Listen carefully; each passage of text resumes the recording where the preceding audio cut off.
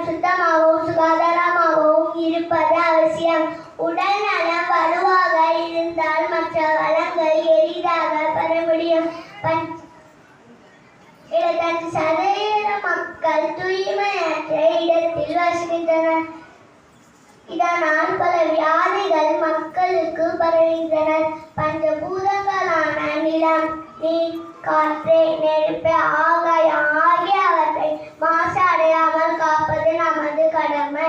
அறிவியல் வளர்ச்சி மேலோங்கி வெற்றி கண்டாலும் இயற்கை வாழ்வை தொலைத்துவிட்டோம் என்ற பயம்தான் அதிகரிக்கிறது. சுற்றுச்சூழலை தூய்மையாக்க அரசாங்கம் பல திட்டங்களை